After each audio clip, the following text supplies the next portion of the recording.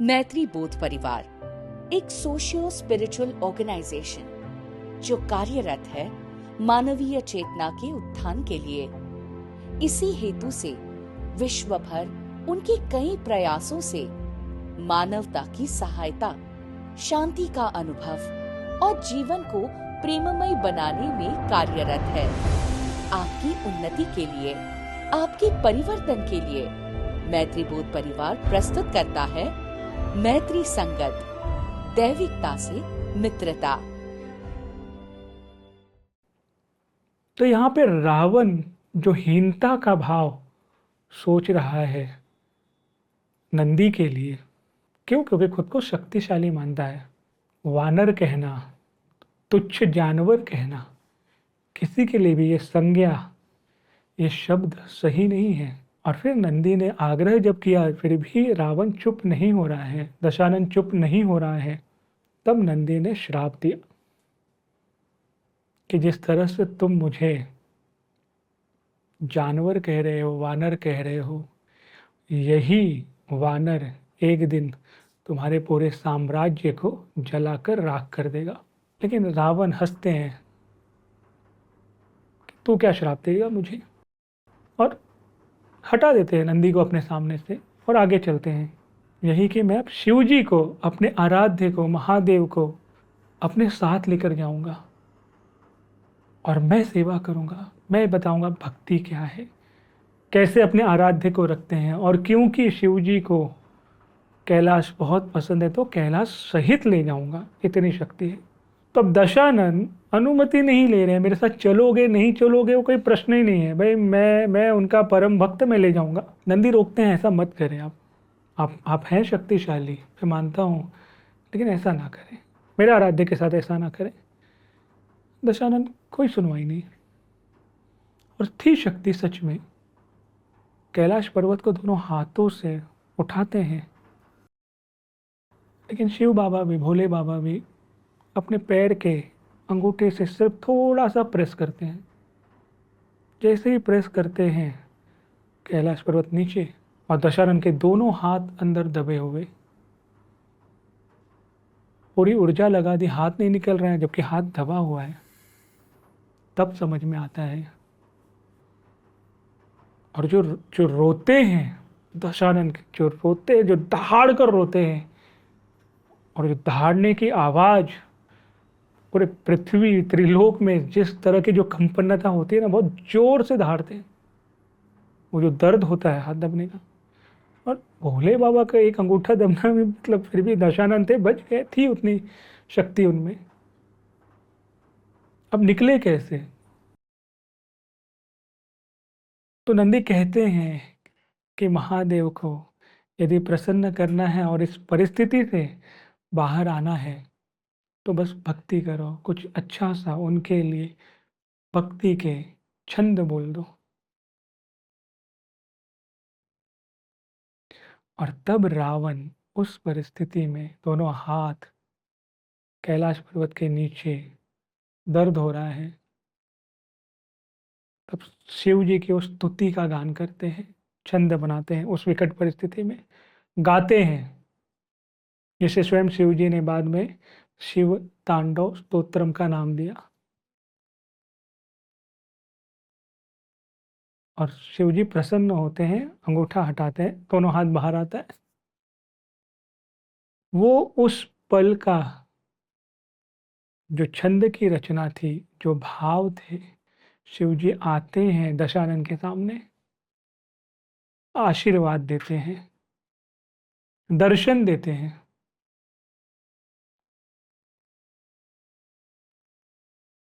प्रसन्न होते हैं। और जो जो आवाज किया था रावण ने, है ना, रोते हुए, जैसे तीनों लोग कंपन्न हो गए थे, जो अभी तक हम कह रहे थे ना, रावण रावण, इस शिवजी ने नाम दिया दशानन को रावण।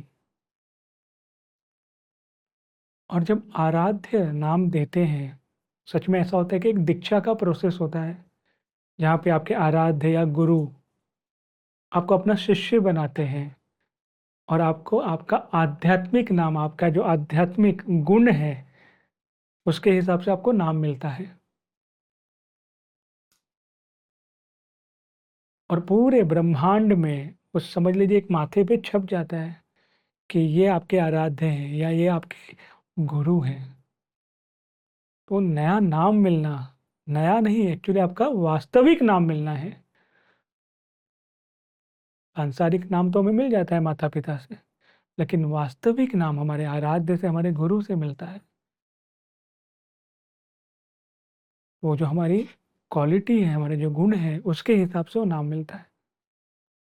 तो हम तीनों लोकों में कहीं भी जाएंगे, कितने भी जन्म लेंगे, वो बस एक तरह से समझो यहाँ पे अंकित हो गया है कि आप इनके शिष्य हैं या आपके आराध्य हैं या आपके गुरु हैं, और आप उसी नाम से तीनों लोकों में जाने जाते हो। ये कृपा है।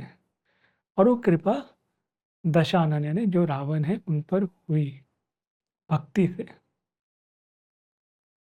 साथ ही साथ वो भक्ति के लिए महादेव ने उन्हें एक शस्त्र दिया, चंद्रहास शस्त्र, है ना। जब भी कभी युद्ध के लिए जाओगे और धर्म के लिए जब लड़ोगे तब इसका उपयोग करना। अगर उसका गलत उपयोग किया, शिव जी कहते हैं गलत उपयोग किया, तो ये वापस मेरे पास आ जाएगा। और शिव बाबा कहते हैं कि सच में रावण, माँ सरस्वती की कृपा है तुम पर कि तुमने मुझे प्रसन्न किया। इसलिए परम भक्त की उपाधि भी देते हैं रावण को। कुछ ही समय पहले श्राप मिला है, कुछ समय पहले श्राप मिला है, झूठे ज्ञान, झूठे शक्ति के आधार पर। और कुछ ही समय बाद स्वयं महादेव का साक्षात्कार, नया जीवन, नया नाम, नई ऊर्जा, परम भक्त की उपाधि। साथ ही साथ फिर एक डांट भी पड़ती है, और गुरु से डांट पड़ना एक सौभाग्य है, लेकिन परेशान करके डांट मत खाओ। डांट सौभाग्य है, डांट पाना भी, लेकिन ऐसी कृति से नहीं कि जिससे परेशान हो जाए लोग या आपके गुरु और फिर डांटे, वैसा वाला कृति नहीं चाहिए। तो शिव जी डांटते हैं कि कैलाश पर हर कोई आ सकता है जो भक्ति में डूबा है, जिसमें मैं नहीं है। तो कैलाश और कैलाशपति वहां है जहां पर मैं नहीं, हर उस हृदय में है जहां पर केवल भक्ति है। इसलिए मुझे ले जाना है अगर, तो केवल वो भक्ति से ही ले जा सकते हैं।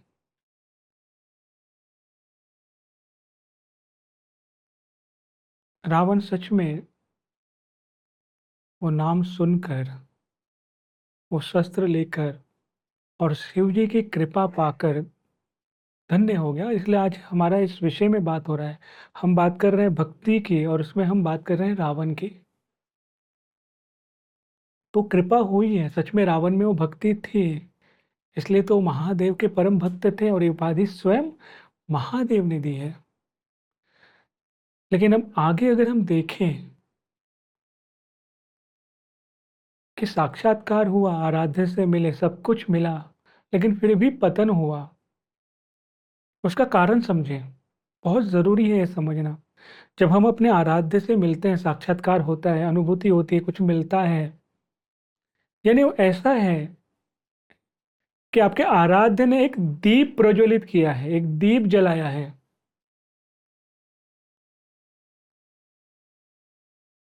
एक प्रकाश कर दिया है। अब क्या होगा, ये दीप तब तक जलता रहेगा जब तक उसमें तेल है। यानी जब तक आप भक्ति को पकड़ कर रखे हो, अपने आराध्य को पकड़ कर रखे हो, तब तक वो जलता रहेगा, और तब तक आपके आराध्य का दर्शन आपके हृदय में होता रहेगा। दीप जल गया, आप प्रसन्न हो गए, प्रकाश हो गया, वो दीप को आपने जलता छोड़ दिया है, भूल गए हैं, तेल कम कम होते होते होते होते बुझ जाएगा, जो रावण के जीवन में हुआ। भक्ति समाप्त हो गया, केवल अहंकार रह गया। वो साधना करता था, तप करता था, लेकिन उसमें भक्ति नहीं था। भक्ति अगर आधार है आपकी साधना का, आपके तप का, तब वो दीप प्रज्वलित रहेगा। भक्ति को आधार बनाए, और इसलिए फिर रावण का पतन हुआ। तो जीवन में ये देखें कि भक्ति कितना है। हम कितना समय अपने आराध्य के सामने बैठते हैं, कितना स्वतंत्र, कितना मुक्त होकर उनसे बातें करते हैं। अपनी समस्याओं के बारे में तो बताते हैं, वो बताना भी चाहिए, लेकिन उसके अलावा और कितना समय आप बिताते हैं। समय बिताने के लिए मैं नहीं कहूँगा कि अलग से समय निकालें, चलते चलते, खाते खाते, कुछ काम करते हुए, जो भी आप कर रहे हैं अपने जीवन में, उनका कितना आप अपने पूजा के समय के अलावा कितना उनसे बातें करते हैं, हृदय से, अंदर से। कहाँ कहाँ है वो आपके साथ। और एक प्रश्न जो मैं हर बार पूछता हूँ, हर एक सत्र में पूछता हूँ, जिस पल, जिस क्षण आप अपने आराध्य से कनेक्टेड हो, और आपको याद रहता है कि यहाँ पे मैंने उनको याद किया, लेकिन वो पल, वो समय जब आप अपने आराध्य से कनेक्टेड नहीं हो, तो उस समय आप किससे कनेक्टेड हो। ये प्रश्न कभी पूछिएगा अपने आप से कि अगर मैं ये पल में, ये क्षण में कुछ काम कर रहा हूँ, तल्लीन हूँ, जो भी है, और मैं ऐसा फील कर रहा हूँ कि मैं अपने आराध्य से कनेक्टेड नहीं हूँ, तो फिर मैं किससे कनेक्टेड हूँ। मेरा 24 घंटे का समय जब मैं पूजा करता हूँ, जब उनके सामने बैठा हूँ, मैं फील कर पा रहा हूँ। और जब मैं उनको फील नहीं कर पा रहा हूँ, तो किसको फील कर पा रहा हूँ, क्या फीलिंग है, क्या भाव है। ये प्रश्न थोड़ा हो सकता है कॉम्प्लिकेट हो, लेकिन एक बार सोच के देखें, है ना। कुछ हम भी स्टडी कर ले, चिंतन कर ले कि अगर मैं उनसे जब कनेक्टेड नहीं हूँ, तब मैं किससे कनेक्टेड हूँ, क्या है मेरी सोच। अगर 24 घंटे वो नहीं तो कौन, है ना। ये प्रश्न भी कभी कभी स्वयं से पूछना चाहिए। और हो सके तो प्रार्थना करें उस भाव में, जो भक्ति का भाव है, वो भाव जिसके कुछ समय पहले श्राप मिला, और वो मिलते ही साक्षात्कार के साथ साथ वरदान मिला। तो भाव क्या है, क्या है उसमें। तो ये तो सच्ची घटना थी, है ना। इसके बारे में हम पढ़ते हैं, सुनते हैं। और अभी थोड़ा और आगे जाए, देखें, तो एक गांव में एक झोपड़ी, एक बहुत ही दयनीय, गरीब व्यक्ति की झोपड़ी। इतना गरीब कि उसने अपने जीवन में शायद ही कभी भरपेट भोजन किया हो। मतलब पेट भरता है, ये अनुभव उसके जीवन में कभी है ही नहीं। उसकी पत्नी, उसके बच्चे भी वैसे ही। मतलब पेट भर करके खाना, या 2 वक्त का खाना क्या होता है उनको पता ही नहीं। कैसे भी चल रहा है जीवन, बस जो मिल रहा है कैसे कैसे चल रहा है। अब मैं मानता हूँ कि ऐसे में कैसे कोई भक्ति को अनुभव करेगा, मुश्किल है। अगर भूख में है व्यक्ति, कैसे अनुभव करेगा हम नहीं जानते। लेकिन फिर भी जब कृपा होती है तो होती है ना। पुण्य जो भी किए होंगे, कृपा है तो कृपा है। तो ये व्यक्ति जो अपनी झोपड़ी में रहता है, उस पर भी कृपा हुई। सुबह उठा, घर से बाहर आया, तो देखता है कि उसके घर के बाहर ही ब्रह्म कमल उगा है। उसने कभी कुछ बोया भी नहीं था, कुछ है नहीं, अचानक बस मिट्टी में से उसके घर के बाहर एक ब्रह्म कमल, बहुत सुंदर, मोहक, सुंदर खुशबू, बहुत बहुत सुंदर, और इतना वाइब्रेंट कि अरे वाह। मतलब वो सोचा ये है क्या, इतना मतलब को देख के इतना अच्छा लग रहा है, ये क्या है, अच्छा लगना भी क्या है वो भी मैं वर्णन नहीं कर सकता हूँ। बस देख के हाँ कुछ तो है। तोड़ते है उसे, हाथ में लेता है कि अरे भाई क्या है। पत्नी आती है, बोलती सच में अद्भुत है। इसको हाथ में रख के कितना, मतलब जो फीलिंग है कुछ अजीब है, ये अच्छा है, ये क्या है, कैसे है।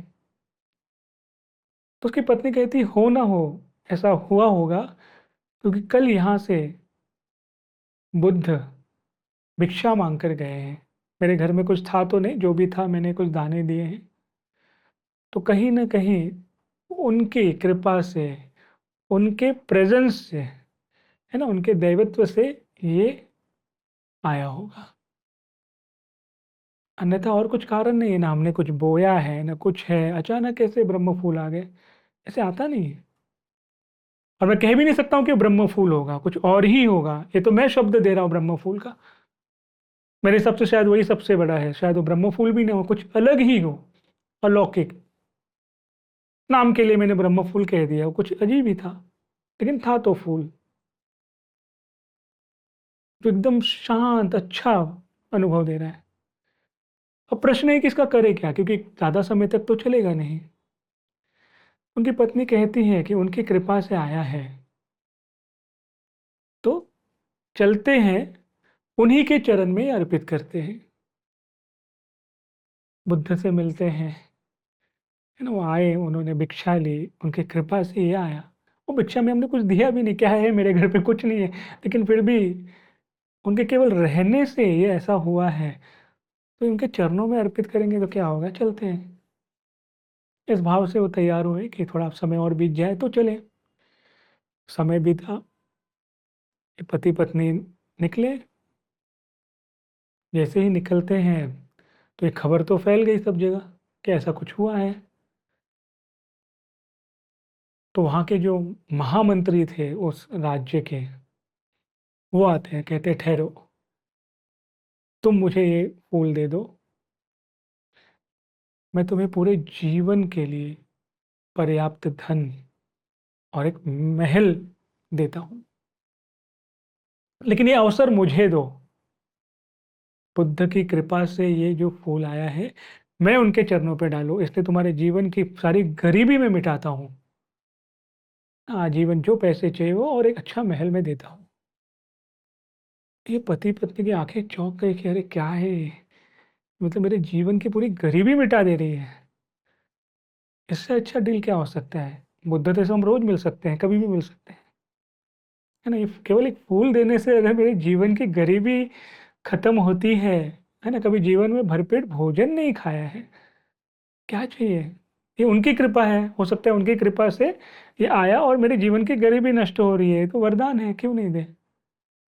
तो डील डन, कहते ठीक है।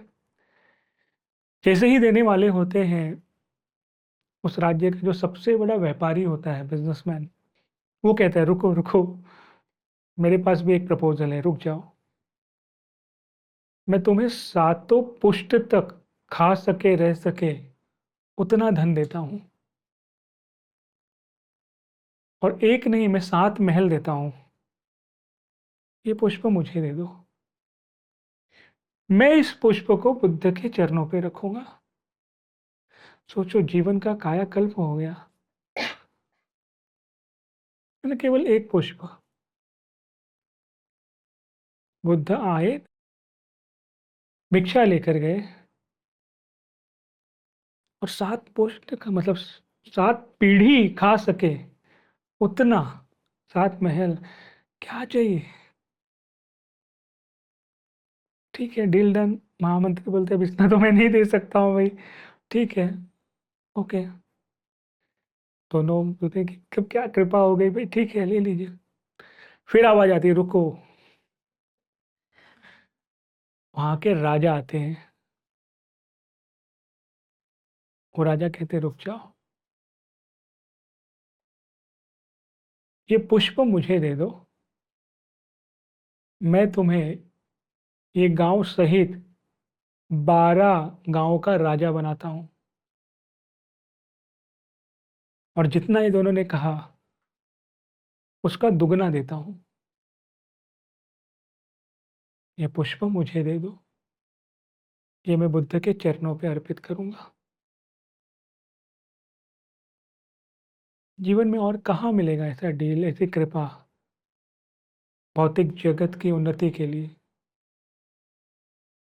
ये दोनों पति पत्नी देखते हैं कि मेरे जीवन में मैं अगर कहीं भीख भी मांगने गया हूँ तो लोगों ने दुत्कारा है, गालियां दी है, भरपेट भोजन कभी हमने देखा नहीं। केवल बुद्ध के आगमन से, उनको भिक्षा देने से इस राज्य का महामंत्री, इस राज्य का बड़ा व्यापारी और स्वयं राजा मेरे साथ डील करने बैठा है। केवल ये पुष्प के लिए, तो ये केवल पुष्प है कि कृपा है? और अगर ये कृपा है तो मैं इन्हें कैसे दे दूं? है ना? जैसे अर्जुन ने क्या किया था, माखन नहीं मांगा, माखन चोर को मांगा। समझ में आ रहा है?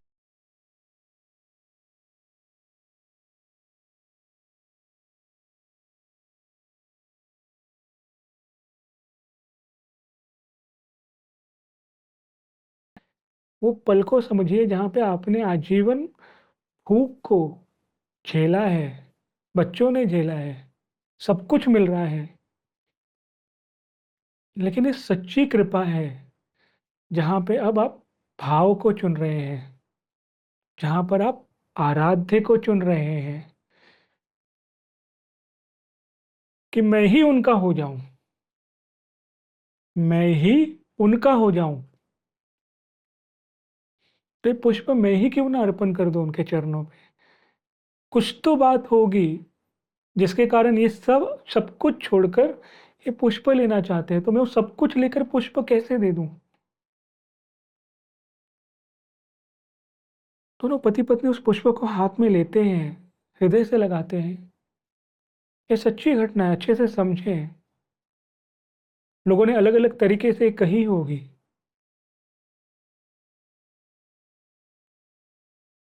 और दोनों पति पत्नी कहते हैं चलिए हम चलते हैं। अब जब भाव जागृत होता है, कृपा जब बरसती है, तब उसमें ना मैंपन खत्म हो जाता है। ये पति पत्नी कहते हैं महामंत्री को, व्यापारी को और राजा को कि मैं आपसे आग्रह करता हूं कि आप सब भी साथ चलिए, आप सब भी मेरे साथ चलिए, हम सब मिलकर ये पुष्प अर्पण करेंगे। मुझे नहीं चाहिए आप जो भी मेरे साथ डील कर रहे हो, लेकिन आपका भी भाव सच्चा है, इसलिए आप सब साथ चलिए, हम सब साथ चलते हैं और मिलकर ये पुष्प अर्पण करते हैं। ये कृपा जो है हम सबके जीवन में बरसे। ये सच्ची आस्था है, ये सच्ची भक्ति है। जब सच्ची भक्ति मिलती है ना, तो व्यक्ति खुद के बारे में नहीं सोचता है कि मैं अकेले जाके पुष्प को अर्पण करूं, मैं अकेले दर्शन ले लूं, मैं अकेले साक्षात्कार कर लूं। अगर औरों को मिल सकता है तो क्यों ना हो। और ये वो सोच रहा है जिसने आजीवन भूख को सहन किया है, दुत्कार को सहन किया है। कितना बड़ा त्याग होगा। यहाँ पे सबसे बड़ा अगर त्यागी कोई है तो ये दोनों हैं, जिन्होंने अपने, बोलते हैं ना, राजा बनने, ना, गांव का राजा बनना छोटा बात नहीं है, महल को छोड़ देना छोटी बात नहीं है। उसको ठुकरा कर बुद्ध की शरण में जाना, वो करुणा को लेना। राजा भी प्रसन्न हुआ, उसने कहा कि तुम्हारा आजीवन में देखूंगा ही अब तो। कष्ट तो दूर हो गया, लेकिन क्या मिला? भक्ति मिली, परमात्मा मिले। गए बुद्ध के पास, बुद्ध भी प्रसन्न हुए, खड़े हुए कि मुझे अच्छा लगा। मैं बुद्ध कहते कि मुझे तो लगा कि तुम्हारे जीवन का सब कुछ कष्ट दूर हो जाएगा, लेकिन तुम सबको मेरे पास लेके आए। यानी तुमने सच में आस्था को समझा, भाव को समझा, भक्ति को अनुभव किया। उसका सबसे बड़ा प्रमाण अकेले नहीं आए, उन्हें भी ले आए जो भक्ति में है, कि तुम भी चलो और मिलकर ये पुष्प अर्पण करो। वो त्याग, और साथ ही साथ राजा का आश्वासन कि अब तुम गरीब नहीं हो साथ रखा आपने। बुद्ध ने पूछा उस व्यक्ति से कि जब सब कुछ समाप्त तो हो सकता था, जीवन के सारे कष्ट खत्म हो सकते थे केवल एक डील से, किसी एक से भी कर लेते तो भी डील पूरे जीवन का जो सांसारिक दुख है वो खत्म हो जाता था। उसने कहा कि मुझे नहीं पता, लेकिन मुझे इतना पता है कि आपके केवल आने से इतना कुछ मेरे पास आ गया, तो आप में मिल जाने से क्या होगा, आपका हो जाने से क्या होगा। और ये सद्बुद्धि भी आपकी कृपा से ही मिला है। प्रसन्न हुए, आशीर्वाद मिला, जीवन सफल हुआ, इसलिए आज हम ये कहानी कह पा रहे हैं। वो व्यक्ति बहुत समय तक बुद्ध के पास रहे, शांति को अनुभव किया, प्रेम को अनुभव किया, सानिध्य को अनुभव किया। और एक दिन प्रश्न पूछते हैं, ये हम सबके लिए है प्रश्न, ये समझे। वो व्यक्ति जब पूरा संपन्न हो जाते हैं, खुश हो जाते हैं कि सब कुछ मिल गया है, जीवन में संपन्नता बहुत जरूरी है। वो भाव आना कि मैं संपन्न हूँ, सब कुछ होकर भी अगर संपन्नता का भाव नहीं है तो क्या है। और भक्ति वो शरणागति दिलाता है ना, भक्ति और शरणागति से वो भाव आता है। और ये व्यक्ति सच में संपन्न हो गया। और जिस दिन वो जा रहा था उसने कहा कि मतलब मैंने जो अनुभव किया है, आपके पास हर कोई, वो व्यक्ति बुद्ध को कहते हैं कि आपके पास तो हर कोई शांति को अनुभव करने आता होगा, और आपके सानिध्य में वही लेकर जाता होगा जैसे आज मैं ले जा रहा हूँ। तो बुद्ध कहते हैं आज तुम मेरे सेवक, आज तुम यहाँ बैठो। आनंद बैठते थे उनके साथ, बुद्ध के साथ। तो उन्होंने कहा कि आज आनंद ने तुम बैठो, और जो भी लोग आ रहे हैं, वैसे तो अनुमति नहीं है, जो सेवक होते हैं उनको सुनने की अनुमति नहीं होती। कोई भी अपने आराध्य से अगर कुछ मांग रहा है, कुछ कह रहा है, व्यक्ति बैठा है तो बिल्कुल कान लगाकर नहीं सुन सकता है वो, और नहीं सुना जाता है। तो कहते लेकिन मैं आज तुमको अनुमति देता हूँ कि तुम सुनना, जो भी मेरे पास आ रहे हैं क्या मांगते हैं। ठीक है, बैठा पूरा दिन। कई लोग आए, पर्सनल अपॉइंटमेंट जिसे हम कहते हैं ना, कई लोग आए, और हर किसी ने अपनी समस्या के बारे में बात किया।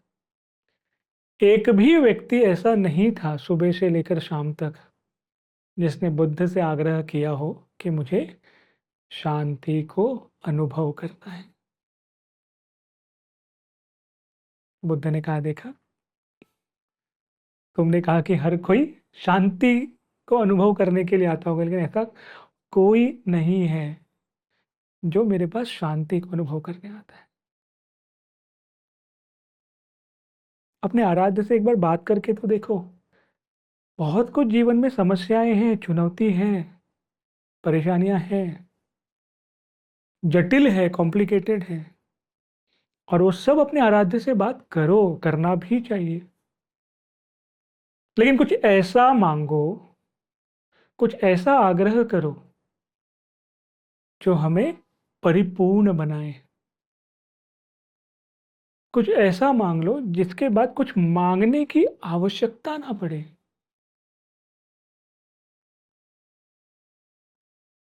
क्या हो सकता है ऐसे, आप सोच सकते हो। और ऐसा संबंध हो, है भक्ति में है वो सब, समर्पण में वो है सब। जीवन चलता रहेगा, चुनौतियां बहुत आएंगी, लेकिन साथ ही साथ ये टटोले जो घर पर हैं, जिनकी मूर्ति हमने लगाई है, उनके साथ का संबंध कैसा है, कितना सुदृढ़ है, कितना भक्ति से भरा है, कितना प्रेम से भरा है। मेरे घर के, मेरे जीवन के सर्वे सर्वा कौन है, ये प्रश्न आना चाहिए। मैत्रीबोध परिवार से जुड़ने के लिए आज ही संपर्क करें। हमारे हेल्पलाइन नंबर 8929 707222 पर। हमारी वेबसाइट है www.maitribodh.org और ईमेल info@maitribodh.org।